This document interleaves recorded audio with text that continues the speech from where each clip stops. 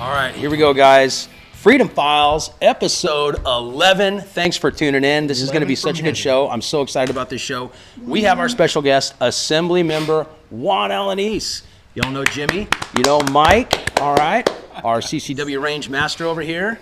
Before we get into more detailed introductions, I always like to show a gun. This time I have chosen the infamous, in many different ways, the SIG P320. Now, I chose this gun because it's a hot topic right now. I think this is a great gun. This is the M18 version. This is the California version. This is a nice, sexy looking, desert tan. It's got the cutout for the sight if you want it. It's got, really easy ambidextrous operation to it. It's got the rail.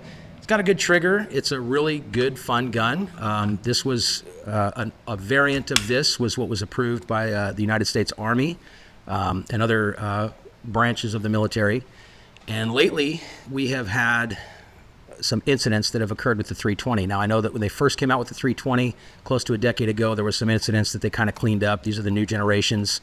When I say incidents, I mean negligent discharges that occur. And that could be accidental discharges or, hey, the gun just goes off.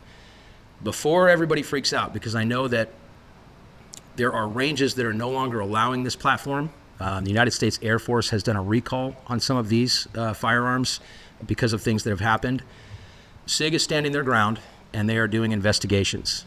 I can tell you that I don't nearly sell as many of these, to my customer base as SIG has sold to the United States military or to law enforcement.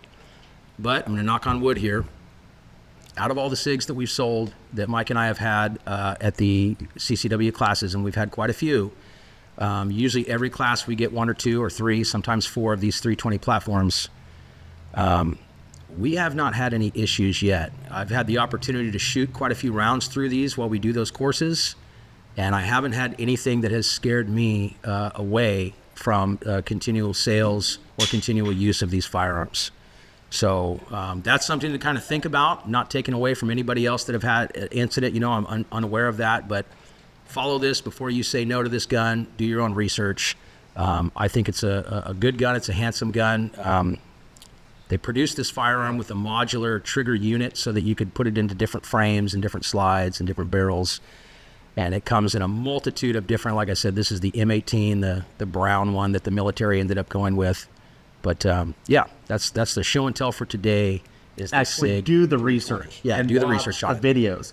Pay close attention to them. Yeah, Jimmy's seen them. I haven't really seen them, just kind of heard about them and talked about them. And there's a few of them that are out there. And you got to think for the tens of thousands, if not hundreds of thousands of those firearms, there's 7 or 8 videos that are out. There's a lot more reports than there are videos. Jim has seen some of those videos, to include some local law enforcement here that's gone through with this firearm. But Jim has kind of said he thinks it may be operator error from the videos that he's seen. And apparently some of the holsters that they're using. And some of the holsters it may be. But that's why I chose that gun to show that today, as that kind of seems to be the talking point. This episode is being recorded on August 30th, 25. It'll probably be aired, September 3rd or something like that. And there will probably be more to these investigations by the time that it's aired. So, all right. Enough about my show and tell. I want to go over Juan. Juan has been a pillar in our community and our state. He began his journey as an explorer and became a deputy for the Stanislaus Sheriff's Office. He's done many special assignments, including investigation, crime prevention, and community improvement. Juan promoted to sergeant and was a natural leader. And I can tell you that I got to work with this guy, and Mike got to work with them, and Jimmy got to work with them, and we all got, everybody up here on the panel, we got to do it. He's just an awesome person. And after 28 years of law enforcement, Juan has taken his sensibility, leadership, and experience to California politics, where it is desperately needed. He now serves the 22nd Assembly District. Tell us about yourself, Juan. Well, thank you for that. Retired. Now I'm up in Sacramento, and I get to take all my experience up there, which has been helping so much. Just my first term as a freshman legislator, I actually got more bills passed than any Republican did, which was 16. Oh, wow. I had a 17th one, but the governor decided to veto it, and I was surprised. I had a bill that talked about AR-15s in the academy and very controversial bills, but the easiest one I thought that he would have kept, which was youth homelessness is what he vetoed. And I was like, really? That, I thought he out was of big all on of them, you that. picked that one. So anyways, it's been very, very, very beneficial with me being up there with all the experience I've had here. I'm really happy to have you up there, and it's so cool to know someone that is into these positions, because I write my senator, Alvarado Gil, I write my congressman, and I do it on a regular basis, kind of a generic thing. And when you write McClintock, it's not like real Alvarado Gil. You can't just like click on the email and then write whatever you want. It's like, fill out your name and your number and everything else, blah, blah, blah, blah. And then you sent it off and you get like a generic one back. And it even asks like, well, what is this referring to? And you have to pick like a, thing, what it is, like, it's for guns. I have never gotten a response yet from Alvarado Gil, and I've probably sent her maybe 11 or 12 emails. But it's really cool. I can recall when you got in, because you've been doing it for 5 years now? I'm on my third year. Right? Third year? Yeah. Okay, so I remember. Second term. So it was probably, you called me, it was like on your first term. I was down at that investigative school, and you called, and you're like, dude, what's up with this bill? Yeah. AB 368. And I'm like, I told the guys in the car, I was like cooking in the car, and Redding was in the car, and I'm like, that's right. I'm getting a call from the Assemblymember right now. That's right. And I had no idea that bill was still even being considered. I had thought it was squashed like well over 2 years ago, and here it is. And it was, I think it was Assembly Bill 368, was pertaining to basically you can't make money in your gun store for anything else except for the sale of firearms that the state can tax. You can't do like nonprofit organizations in the gun store or whatever. So it's basically so they can't, the state will not allow the Second Amendment litigation groups to gain income from your shop. But that was very interesting, and it was enlightening to see that, because there's literally, people don't realize this, there's thousands of these bills that are up. There are, and real quick to your point with that bill that keeps coming up, and just so everybody knows out there, if my colleagues lose on a bill, they will bring it up the next term. It will continue to keep coming back. So like Prop 13 is a big one here in California that we've had for many, many, many years. And there are many bills that try to etch away at that. And same thing with anything pertaining to firearms. If they can't take away our Second Amendment away from us in a bill, then they will find ways to make it harder on you. Correct. To sell them. Or they may even, I don't want to put out many ideas, but maybe they which say that you can only sell during these hours, little things like that. So no, they could still do it, but then they just change all the regulations that have to do with it. So how do people, the general public, how do they get involved? If they're concerned about this kind of stuff, if they're going to work, if they're around their family and they're complaining like we all do, and their complaints are kind of going nowhere, what do they do to have their voices heard? So a few things. They could get a hold of their local offices, like which you have done, which I know you said you haven't got a hold of the senator, but I'll make sure she knows about that. Maybe you'll get a phone call soon. Okay. But love it. But those are the kind of things right there that get you involved. Go to town hall meetings, show up at central committee meetings. It's hard to get involved because people have lives. They have kids, they have games, they have schooling, they have work. Well, most of us do. Some people who don't, they have find time to go to the Capitol all the time because usually you guys, all of us here at the table, are paying for them to be off. But that's how that goes. Yeah, I agree. But that's a whole thing right there. Yeah. But as far as getting involved and knowing the laws is another thing. Trying to read them. I have a legislative team that goes through them the best that they can to dissect them. How does it affect our district? How does it affect the state? What it will do in the future? And we can't get them all. There's like over 3,000 of them. And we also rely on the public. We rely on the public to call us. That's actually one of our check boxes. Has anybody from the district called to oppose or support this? Is there a group that normally that we will lean on for maybe some insight on a bill called us? And if they don't, and we find anything that there's nothing else at the time, then we'll most likely vote on that. So I want to go over an example real fast on that. Assembly Bill 1127, which has been very controversial. It's been up and down. I've been doing my best to follow it. I'm still not very educated and I'm a little unclear. But Assembly Bill, basically California, was made by Jesse Gabriel out of Encino, and it was Catherine Stefani out of San Francisco. And the bill focuses on preventing the conversion of a semi-automatic handgun or a pistol, specifically by targeting firearms that can be easily modified with devices like the Glock. So it's called the Glock switch bill. I'm sure people have heard of it.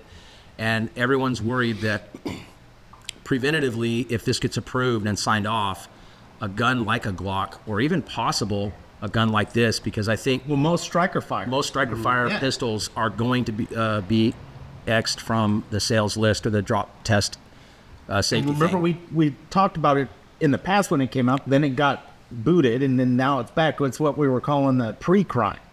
Yeah, that's a good way to describe it. It could be right. modified. What did you call the movie with Tom? Pre-crime. Minority Report. Yeah. So Jimmy was calling it like the Minority Report Assembly bill, because that's exactly what it would be. It's banning it before it actually happens. So right now, currently, you can't take a switch other than semi-automatic or a trigger or a sear. You cannot take that and apply it to your firearm. And that's not just in California, but that's a federal rule. It's illegal already. It's illegal already. This California Assembly bill would implement any gun that has the possibility of taking that and making it non-sellable in the state. Fred, what would it do for people who already have the gun? You're grandfathered in. Yeah, I did read that. You're grandfathered in, and I don't know if that's changing or not. But this is what we're, kind of leading into with these bills that are on the table. This bill is so heavily supported by nonprofit organizations that, in my viewpoint, like Jim was bringing him up, he's like, dude, look at all these people that are supporting them. And there's all of these recent 503c or 501(c) nonprofit organizations that have a huge following behind them, that also have a bunch of money that who knows where they're coming from, that are supporting this. That's why I think there needs to be incredible citizen involvement. Do numbers really matter when it comes to fighting on this? So that comes back to the point of saying, what can I do? So when we're in committee, we have people come in for support or come for opposition. And usually they're already pre-planned who those experts are. They're going to testify for 2 minutes, most likely. So you get 2 minutes to talk about a bill that's going to affect all of California probably for the rest of their lives. What if there is 25 experts? Do each one of them get 2 minutes? So depending on the committee, most likely only 2 people get to come to the table. So you got 4 minutes. You got 4 minutes. And one of the best experts in the world just passed on. Correct. Yeah. So like Sam used to come up and he would bring like a bulletproof vest, and he would have visuals sometimes when he would come up. But again, depending on the committee, so like in Public Safety Committee, we will have you share 5 minutes. So you essentially have 2.5. But if you have a third person who's just dying to come up there, then obviously it's less time for everybody. And most likely the person that speaks the first is usually the one that speaks the most. And now you have like 30 seconds to get in what you wanted to talk about. And the other thing you got to remember is when this happens, you don't know what the supportive person is going to bring up that you want to either rebuke or talk bad about it, or maybe show a different angle to it. Because what they'll do is they'll talk about, like, say this glass has a bunch of ice in it and I support all that ice, but they don't know where all that ice came from, and you did, and now you want to talk about that ice, but you guys didn't know what you were going to say when you came up. So now you thought you were going to talk about just the glass, and they brought up the ice part. So now you got to change your game right there. It's like an audible on the football field. So you're doing an audible. But as far as the rest of the room, say you have 50 people out there, they are allowed to go to the microphone and speak, and do what's called a Me Too. So that they get to come up and say, Juan Alanis, I'm in opposition. And you can say your group too, but that's it. Sometimes people will try and squeeze in some stuff, and depending on who the chair is, they'll be like, no, just that's all you're supposed to give, and they'll cut their mic. And next person comes up. And so, like, talking about those groups that don't have jobs, that they get to just show up at the Capitol, like in the hundreds, they literally will have to open the door and let like 20 of them in. Once 20 of them leave, another 20 come in, and we're there for hours sometimes. So to get involved, sometimes if they want, they can come up to Sacramento and give those Me Too's. Is that the most effective way to get involved? That is a big part, because then you're on video doing it. The other part is reaching out to those other offices. And if you can concentrate on just that committee first, because then you only have to worry about maybe from 14 down to like 8, maybe 6, as opposed to all the legislators. You got 120, 80 assembly members and 40 senators. So sometimes it's better to concentrate on that committee, because if you can keep it in that committee, then you don't have to worry about it getting out, which is usually rare, depending on what the bill is. But that's usually how you do them. So, basically, I'm assuming that is what, like, your California Rifle and Pistol Association, are funds that go to that if we donate to them, which, by the way, that it's a really good group, and I think that they're incredible because most of the litigation that actually does change some of this comes from their affiliation. They're sending people up there to do those Me Too's. They're like daily. I think they're always there. They have They're there people that are daily, and always they're there. not just at the Me Too's. They're making appointments in the offices with the legislators. Like, they come to my office all the time, and they'll give me a point of what maybe they want me to bring up or so, and then I will make sure other members know that they can't get a hold of, because sometimes they'll only get staff. Most likely the Republican offices, they're probably going to get a meeting with the member, but you have 60 Democratic Assembly members that probably don't want to talk to them. Okay. And will send staff to them. Can I get you to explain, because I didn't understand this until you spoke to me about the Assembly in general and how it works as a body, and that description that you were telling me when you go, like, you go to this meeting and there's all these California Assembly members there in this meeting, and the outweighing of the blue versus red as opposed to the voting where you've got like you and like 6 or 7 other guys raising their hand and then 40 people are raising their hand against you. 60. See, that's what I mean. So there's 80. It's ridiculous. There's 80, and there's 60 Democrats, and there's 20. As of this week, there's now 20. There was a special election down south that we had an Assembly member that had resigned. He went to go work for the federal DA's. I forget. Anyways, she just went U.S. Attorney's Office. Thank you. And so he left. His seat was vacant. We had a Republican just went. So now we're back at 20. So she's literally going to come to the Assembly floor with all these votes that we're going to be doing. We have 2 weeks left. Dude. We have next week and the week after with all these bills before the legislative year is over. I'm sweating talking to you about it. And so, so this is like hell week for like football players, like trying to get in. And this is what we're doing right now. So like our nights will probably go to like midnight, maybe 1 a.m. And I've had midnights, but you're not allowed to leave. You're locked in. If you think about like Congress, when we watch them on CNN, right? They're all locked in. Same thing happens with us. And so just depending on how fast we get things done. And usually they try and wait till the last minute to get hundreds of bills done, because if they can hurry up and vote it and get it through, then maybe we'll miss something. So that's what they do. It's kind of like traveling in a herd, right? Maybe 1 or 2 will get picked off, but if you send in one at a time, let's say they're all going to get picked off. One of these bills goes through that's just extremely controversial. Once they go through, is there any possibility of later on getting them to be overturned? So then now you have the governor to reach out to ask him to veto. Yeah, that's not going to work. So and he has vetoed. Like he vetoed my youth homelessness bills, but that's who you go to next. And then maybe down the road, maybe you try and find a legislator that will find a way to maybe tweak the bill, or maybe try and find a way to completely undo it. Like right now, I'm working on a bill on RIPA. Okay, with racial profiling, and I hit a hard stop right away. I had the Secretary of State make me a personal phone call because that was her bill. Like, how dare I do that? Right? And so that it gets personal with people. So I'll have conversations with her, see if I can show her where I'm coming from, and see if I can work with her on that.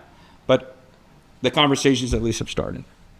But that's how it is sometimes. Do you see? I know that with the new administration federally, there's a lot of change that's happening everywhere, with federal laws kind of trickling down. And some of the states, and I know California is our great, powerful state, they're kind of being forced into some stuff that they're opposing on a regular basis. I know California, as broke as it is as a state, came up with like $25 million or something before Trump was actually inaugurated, specifically for suing the Trump administration from these. So do you see there is any like hopeful change that's happening as we speak? No, and they'll continue to do it. Every argument right now is either they would say Trump, or it would be the federal administration is the word that they will use, still referring to Trump. But that's what they're doing. That all the money that we cannot use, like in my own district, to help with issues that we need money for, are either being used to pay attorneys, or it's being right now getting used for $250 million somehow they found for us to do redistricting, which again is a political. Wow. So, okay. Jesus. $250 million. Yeah. They just found it. Like, oh, no, we don't have money for your bills, but you know what? We did We find want to $250 fight million. Trump. forget the people. Well, that if anybody it's wonders supposed to where help. some of their fees that they complain about are going, it's going to the stuff that you don't believe in. Yeah. Jesus. I should have brought the whiskey out for this one. You know what I mean? Like the beer's not, Yeah. it's not enough. No, you know what though? I mean, it is what it is. What do you think about as far as like 26 goes? You think that there's hope? I mean, we've got a governor's election that's happening. There's a lot of different. And then also on top of that, what do you think about this redistricting that's occurring right So now? the $250 million that was just found for redistricting, for them to do that, it's November is where we're going to need the voters to turn out. This November? Or This November, 26? no, this November. It's going to be this November. That's why they're pushing this through so fast, because they want this to happen. And like as soon as it passed, they were all at the governor's office. The governor was signing it, so that way they could push it and make sure it's on the ballot. There's time schedules, and they make sure they will make those time schedules. Do you think that any of this, do you think that any of this may be a backfire though? Because I feel, and this is just me, and of course I'm in the Central Valley. I'm in an area where people are celebrating the current administration and everything. But do you think that more Californians? I know that Stanislaus has a lot more Republican voters than they did last cycle. I know that Merced does. I know that Calaveras does. I know that Tuolumne does. I know there's a lot of counties in our area and our districts. Is there anything that you think that this redistricting may kind of backfire on them? I mean, people right now, I think, are frustrated with some of these regulations and these costs. So us in the Valley, and I made this point up in Sacramento with my colleagues about who we're reaching out to. Central Valley, we're pretty much on the same page. Even Democrats and Republicans are usually on the same page here. We get it here, but Los Angeles, San Francisco, and Oakland, that's where the votes are. What's the motive, man, for these votes, though? I mean, some of these things that are happening seem like they would harm the community. So the buzzwords that they'll use is the Trump card, the federal administration, Creating fear. Look what Texas is doing. They're going to try and take over. We got to be the ones to fight. We're in the position to fight. Let's fight. Yeah, So they're fear mongering, getting them to correct to get And so they're scared like, and oh, vote sure, for I'll him. vote for it. I'll vote Yeah. for it. You think that there's a lot of influence, man? And I'm kind of asking this question because I feel it is the case, but the unions that are affiliated with like teachers, government workers, firefighters, police officers, that kind of thing, look, you've got a livelihood to protect. You know what I mean? So I feel that some of these associations and these unions have gone for one agenda and that they have pushed that. And I think that might be a big portion because California has a lot of state employees. You know, our employee list, if you will, you know, I think is greater, even though we have a greater population. For instance, a big one is, I always bring up the homeless when I'm talking about it because that's a really easy thing to bring up on, hey, we've thrown all this money at a problem and it's just gotten worse. It seems to me like if you use that example, there's others too, but the homeless example, you know, billions and billions of dollars, or like the train or whatever that hasn't actually taken a passenger or something, Or has rails. or Yeah, it yeah. has rails. Right, They have there one you go. spot near Fresno. So those I think those are based off of different associations and unions with government employees or government contractors, and they have.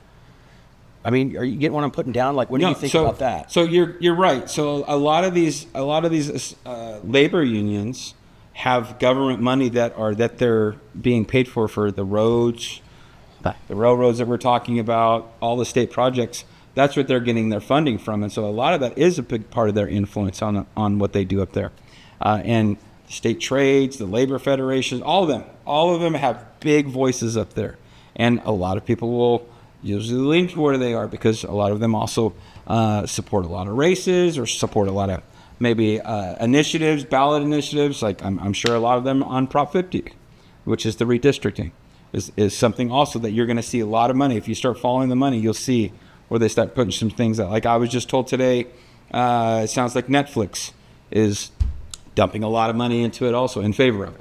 Wow. What would Netflix want from it? I mean, I understand the advantages that an entertainment. I don't know if it's Netflix, the company, but the person who's the CEO title maybe can say, this is what I believe. Yeah, Like sure. the Walmart eras. Yes. Yeah. Right. Those I kind get of it. things. Okay. So they get to do what they want with That their kind of companies. Do one, just redistricting, when it comes up to November, will it be labeled in a clear, concise manner, or are they trying to hide it? I know, like years ago, they did the Safe School Bill. Safe Neighborhoods. Safe Neighborhood. Yeah, no, which- Safe School, Safe It Neighborhood. was Safe yes. School, which did nothing but reduce crime, you reduce the punishment for drugs, and for all sorts of things. Hired it to 950 from 400. Exactly. It was. So are they trying to do the same thing? Same thing will happen on this one too. I mean, hide it in good language. As far as the title, and that's The something that title. we always fight is the title of the ballot. So yeah, so Prop 47 10 years ago was Safe Schools, Safe Neighborhoods, which was a lie, but it got people to want to vote for it. Like, who wouldn't want Because of the safe title. schools and safe neighborhoods? Most people aren't going to read the language. They look at the They're label, and that influences probably a lot. That's Correct. dirty. And there's like 20, maybe Dirty, 20 or dirty. more ballot measures on a ballot sometimes. In November, there's not going to be as many. So that's what we're hoping. Also, people will be more interested in knowing what the ballot is. So, yeah, as far as Republicans go, they won't get their way on what the title is. And I want to say there already is a title that makes it sound like you're doing a good thing. I don't remember it off the top of my head, but that to your Help question, us yes, save that's- our state. our state are going to have it there. So, like, even if you look at like our Prop 36 that we had, that was to overturn Prop 47, they picked that number for a reason, because we do have a Prop 36 drug court. And so I heard this from the governor's mouth himself, because I had a feeling that they picked 36 for a reason. And sure enough, I'm there at a press conference with him, and he's like, who would vote for to get rid of Prop 36 because it helps people with drug? I'm like, that's why they did that. So there are rhymes and reasons to why they do that. If California in 26, and it's going to be a huge election in 26, and I get it that there's just a lot of complexities to this state, and as far as like, that high position of the governor, if somebody like Chad Bianca gets in there, God, please. would it help in his term to change some of these things, or is it a question of, look, you got to have that Senate, you got to have that Assembly, you got to have. Well, it would be like Trump's first Trump's term. right now. Yeah, Yes. it would be like his first term where it was divided. Correct. He would constantly be fighting Congress. Yes. Is what it would be again. But the governor has certain powers that they can deny certain Yeah, things. they can to veto. them. He can veto He stuff. can veto all their bills. Not that you're supposed to do a favor for a favor, but you normally would see. I would imagine that would be something you could see. I'm going to kill all your bills, and then they'll realize, okay, you know what, we need to play Approve this a one little or fair. I'll. What do you think about him as far as the candidacy for governor? For Bianco? Yeah. I actually endorsed him. I endorsed him last year. Okay. He came to me early. We got to meet pretty early on, and the way I look at it is if I can help with my background in legislation, and don't get me wrong, we've had some other retired guys up there. Right. If it can help with him being the governor, and I see the same thing. Well, I like to hear that too, because Jim and I are talking about it on a regular basis, and Jim definitely has his pom poms on for him. I think he's done a little bit more research than me. I'll get you his autograph next time. That'd be cool, man. Yeah, that'd be really cool. We want him on the show. Oh, I can make a phone call on that. All right. If I'm going that, but that'd be fun. But like you said, he's got the LE background, so I think that automatically gives me a magnetic desire for, like, okay, this guy, is going to know. And I don't know too many other of the Republicans. I know there's like a Fox News contributor. He's got an English accent. He's going for it, and I hear about him. But Hilton or something? Hilton. Yeah, I actually heard him speak a couple months ago here in Stanislaus.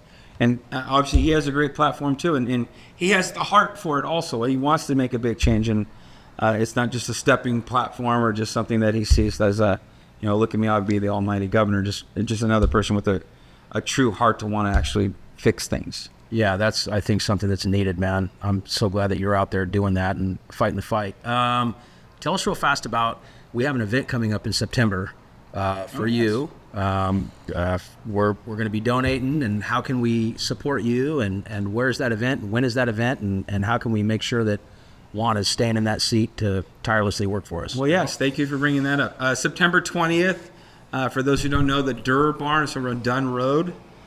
We've done many big events there. It's old school barn out there, wear your boots and your jeans kind of event. We're going to have cornhole tournaments. We're going to have tri-tip chicken. For those who know, like our DSA beans. Yes, we're going to be having those as well.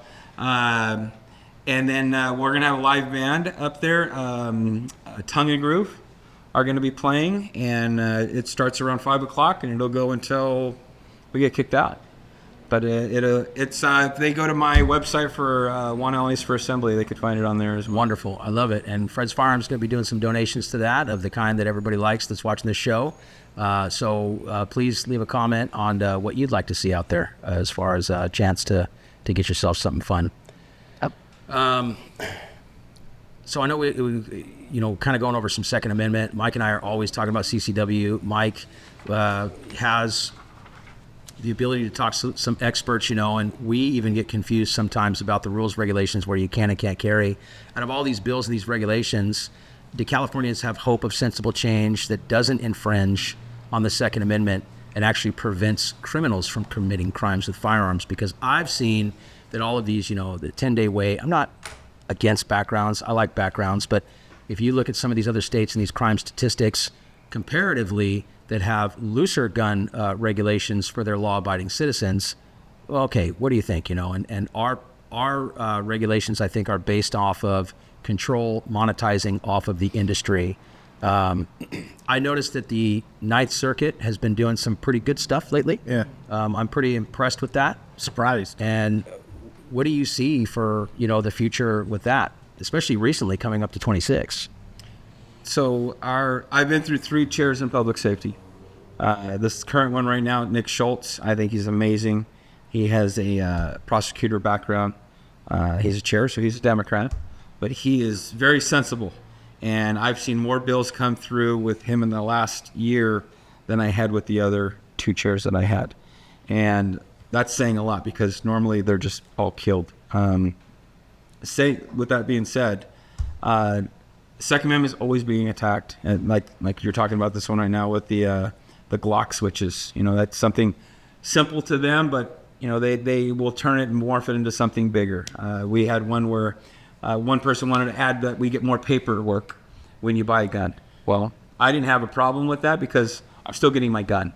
And to your point, law-abiding citizens don't mind the training, don't mind this. We're going to do what we can to be right, but they're going to keep giving us hurdles and hurdles and hurdles. And they're going to keep doing it until we just say no. Yeah. We just don't need to give up. Just keep going on that. But I think things are going to get brighter, especially with this new chair that we have. And I don't think as many Second Amendment laws will go through as much, but they're going to keep coming for Second Amendment as much as they will. Well, I love the work of everybody it's happening. I think we've kind of let things get out of control, and it's really easy to let things get out of control when you're outpopulated, you're outvoted. The aggression that we were talking about earlier, people don't get it, man. On a day, it could be hundreds of bills that are reviewed, hundreds, not just like 1 or 2. So it's really difficult for the public, like you said, that are working stiffs and family people and, just trying to make a way, and we're busy all the time. We can't get up there and review all these things. What do you think, in your opinion, in general, in your position politically, would help the state of California the most? Get more Republicans up in Sacramento. I bet. That's it, huh? Even you talk to the groups up there, and it doesn't need to be a 50-50, but if we can just get enough up there to break the supermajority to where they even need us now for a vote. So going back to the numbers that you had asked me, so like in the Assembly, you have 80 Assembly members representing the state. So roughly, we all represent 500,000 is who we represent, and 20 of those being Republicans, 60 being Democrat. For a bill to pass, you only need 41. Really? Yeah. Okay. So, and if you have a bill that needs to go through much quicker, you need 56. So you can still do the math, right? Yeah. They still already have us. it. Yeah. They still don't need us. So they could keep going, like the redistricting. It just went straight through like a train. There was nothing like we said what we could, but it still went through. So even though we all knew this already, it's still scary hearing it. Oh, well, it's a reality check. If you ever get a chance to show up when we get sworn in, you stand up when they call your county. And when they call Los Angeles, almost most of the room stands up. God. Well, one thing that I've spoken about before, even before we started doing this YouTube thing, in office in Burbanks County was senator, and he was very, very influential. And you can see him all the way until last year. He was not a senator. He's now replaced. But, man, I've said his name a million times, starts with the P, and now, I'm on the mic talking about it. Senator? He's a state California senator, and he's no longer a citizen or a senator. But Portantino, Anthony Portantino. Yeah. Okay. And Anthony Portantino, for, I want to say, the better part of 2 decades, was extremely influential. I mean, he focused a lot on, child safety and good stuff and everything else, but he was just heavy on gun legislation. And of course, we talked about the schools and how you get people to vote for schools. You show a silhouette of kids playing ball or something, and everyone's going to be like, well, yeah, I must do what they say because it's, it's for the kids, of course. So Anthony Portantino would kind of harbor his votes by doing that kind of thing. He's responsible for, the 10-day wait, the drop test. He's responsible for the red flag events. He's responsible, currently, I know that this is a newer bill, but he's the one that wrote it, about the the excise tax that came out, the ammunition background that came out, that's just been changed to $5 instead of, and that was just ruled by the Ninth Circuit as unconstitutional, but California, it was opinionated as, so California said, well, that's just their opinion. They didn't give us a mandate to change it, so we won't. So that's kind of how it works. But he's out of Burbank, and he's making these laws for the entire state. A lot of this stuff people don't realize do come out of the Southern California district. Why is the Southern California district so powerful for the entire state? Is it because of population? It's population. It's all based on votes. By the way, Anthony Portantino, if you remember Senator Yee, Senator Yee, if you remember about 12 years, 13, 15 years ago in the paper, he was a San Francisco senator, and he was so against him and Anthony Portantino teamed up about gun legislation. And he had that shrimp boy, the guy from the Triad, Chinese gangs, importing fully automatic and explosive devices to him, if you remember that. Put extra money in his pocket. And these are the people that are now, and of course Senator Yee ended up doing time and getting stripped of his privileges and everything else. But Anthony Portantino, that worked so heavily with him, continued on his rules and regulations against the law-abiding citizen, and then Anthony Portantino continued to make more rules and regulations against or for law-abiding citizens to follow that I believe are unnecessary and that are infringements on the Second Amendment. So, yeah, and again, he was out of Burbank. Yee was out of San Francisco. These larger cities with this population, I hope that there's more influential people, because just being a Democrat, fine, but you got to have some sensibility too. I mean, there's Democrats out there. You look at your Kennedy Democrats, your old school Democrats. I don't think they would go for this. Those are your blue dogs. Those are different Democrats. They are different. They're different. Even those Democrats will say these Democrats are different. Yeah. And that's just way. And again, bringing it up to your point, to my point with Prop 50 with the redistricting. Those are the areas we need to infiltrate to educate, to not vote for that, because that's where again, the whole valley, we can all say no, we're not for it. We still can't even match up to the votes that they have. Is that your biggest challenge in the assembly currently? Is just that, like in general, like with Los Angeles, or with anything, like with the Republican Democrat balance? I would say the balance is the biggest thing for everybody. Everywhere I go, they say, "What can we do?" Like, get more Republicans. What is the bill that you are passionate about the most right now? Right now, the one that I have right now is a bill, and I know we talked about it earlier off camera, but a bill that was a very simple bill. It would be a common sense bill for the kids kind of bill, to prevent detectives from making copies of child pornography to provide to the defense attorneys, essentially victimizing our victims again by making a copy that is no longer under the care and control of a department or law enforcement. A federal law prevents that from happening. We just tried making it a state law now, so that way now our judges don't have to allow these to get out wherever they are, whenever they can be.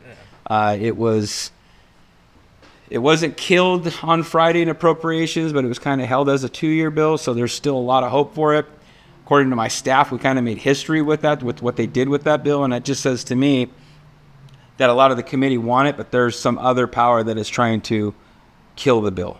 And right now, I know the Judiciary Council has put a $250 million price tag on this bill, saying that's how much it's going to cost to implement it. But really, all that bill's doing is asking the judges to say, hey, look, there's this law right here that says you don't have to make a copy. So a defense attorney who is representing an accused can get a copy of all of the child porn, which in essence could be seen by the perpetrator, Yeah. the accused, again. Yeah. So that's what you're fighting against, obviously. Yes. But that is madness. And that's AB 528. If anybody out there wants to look it up, AB 528. It just makes sense for us to have it. I don't know why we wouldn't be protecting the kids. I have also found, this is now I know in my third year, but in the beginning we really cared more about the person committing the crime as opposed to the victims. That has gone away. It's like I've actually sat in a committee, in public safety committee early on with domestic violence, where I actually heard the committee tell, and you got to remember, you have survivors out there of domestic violence, basically tell them that you guys can go to more counseling and we'll let the abuser get out earlier because they need to be out. What's the? I don't understand that. That's where I cannot relate. That's where it's really tough, and I see the division of the country. Is I cannot relate with taking someone that is ill-minded and victimized another person to the point where it's going to ruin their life, and then trying to defend that criminal, that offender, over the person that's been victimized. I don't understand that. That's what I can't get. And that's where. So I'll give you an example. Nowhere near as extreme as what I'm speaking of, but you look at the school money that just got voted in. I think it was 24. We all had local, and then it was Assembly Bill. You were just talking about 47 or whatever for the money for the schools, right, for the state.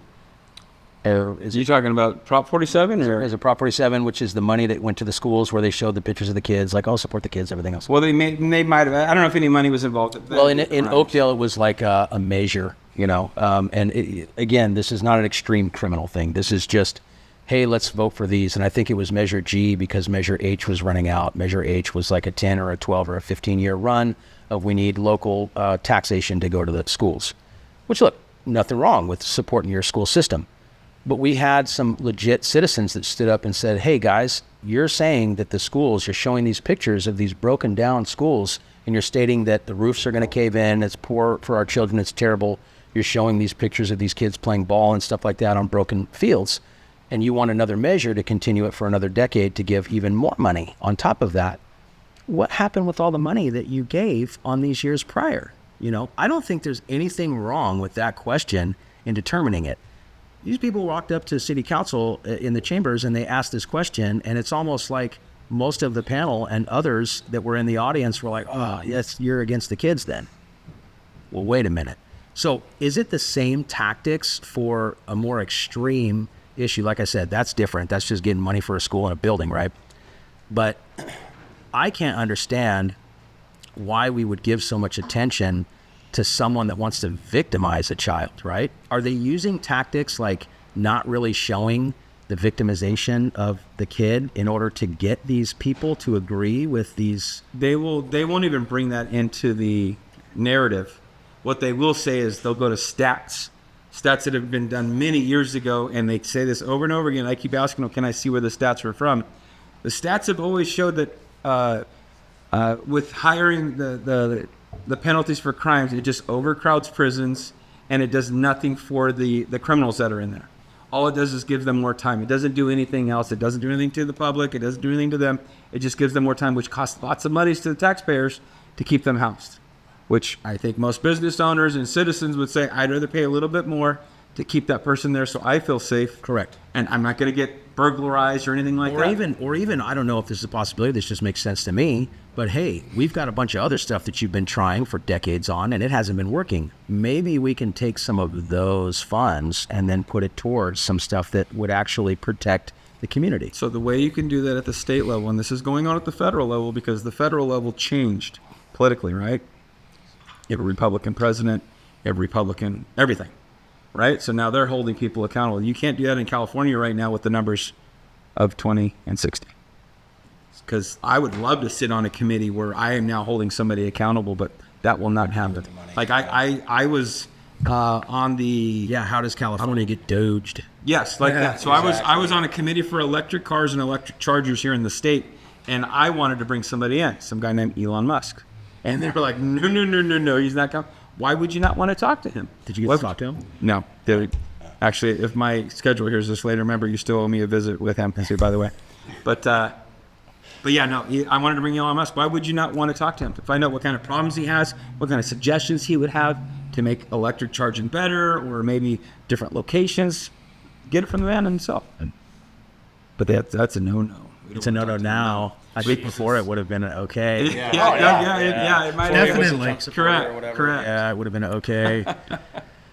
Yeah, that's crazy that all that unfolded, and it's almost like, in this era that we're in this time zone we're in, on the scale that I'm in, especially, and it's cool that you get to go and like rub shoulders with some of these different people, but it's almost like you're watching a sporting event unfold, and your team just keeps getting this different stuff that's happening, and it's like, oh man, we really took a licking today. And in California, the odds are just rigged, so far for the opposing team that there's no way, to see like a goal that's scored. But I don't know. I'm going to stay optimistic and cross my fingers. I always tell everybody in the state, I'll cross my fingers, but I won't hold my breath because I'll turn blue and die. Well, you're right. Normally we do see our team, like, we're going to go to the field and know that we're going to lose.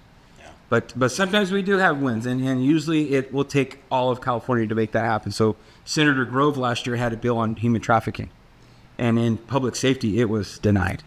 There's 8 of us on there, 2 are Republican, 6 are Democrat. So 2 yeses, 6 nos.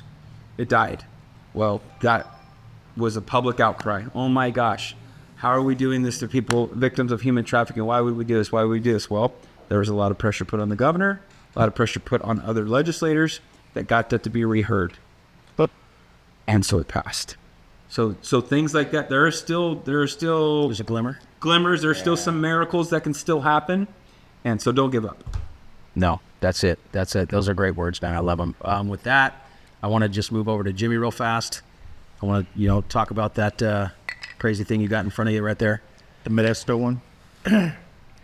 I like to change conversations on a hopeful. Yeah, no kidding. Let's brighten it up a little This bit. one right here, it's 1911. What we found out, it had some weird markings on it. It's basically a Filipino-made clone, and it was imported to Modesto in the 80s. I guess there was a company, Pacific Armament Company. It was an importer in Modesto, and they put like their markings on it, and then they made it. They put this roll mark to make it look Motown, like it was 1911. make it look like it was a It's U.S. 80s, you said? military one. Yeah, that's what it was. That's saying. pretty cool. So anyway, I guess someone who had it tried to customize it and completely destroyed it. And one of our buddy bought it, and then they brought it in and was like, hey, is there anything you can do with it to at least try to make it shoot? And then me, I guess, Jimmy had to me, Jimmy it. yeah. Jimmy had to Jimmy. He couldn't help He it. kicked in on it, and I was like, I'm not going to let this thing frickin' beat me. So I had the slide was bent on it, the frame was bent. There was a lot of stuff. I had to take a little from here to add a little here, and I had to redo the whole thing, like the geometry of it and all that. But now, yeah, it's we just, to make it a little easier, usually we do the bluing, but we just Cerakoted this one and just pulled it out. So now we got to work it, and it shoots. Okay, what did you do the slide in the barrel? Say again? Where did you do the slide? What'd you do? Oh, just like we, well, it already had, it came with like a flat top, a raised flat top. So we just changed it up a little bit, put some diamond serrations on it. Yeah, show that to the camera. Those are really cool. That is kind of a Jimmy exclusive too. I've never seen that other than what you've done. And we put some diamond serrations on it. We did a French border, did ball cuts, beveled the bottom of the slide, fit a new cart barrel, match grade barrel to it, flush cut, and did a deep crown. Cut turbo. Yeah, first we had usually I used to do like a lot of the hand checkering, but now we have a fixture that I can do it on the mill, and it gets a lot sharper and deeper checkering. but we weren't able to do that because this sucker was just so much material was taken away. Usually you need a minimum of 68 thousandths thick of your front strap to do checkering. This had 39 thousandths, so it was really thin. So the only thing I do to give it some checkering is I used the hand checkering file and I just did it shallow, but it's still, it grabs, it's aggressive enough. It's just not as deep as normal. We undercut it, opened the mag well, beveled it. We blended the mainspring housing, then checkered it. The grip safety on it, I'm not sure where they got that grip safety from, but it was weird. So we just trashed that one. I had an extra grip safety from Harrison Design that I fit to it.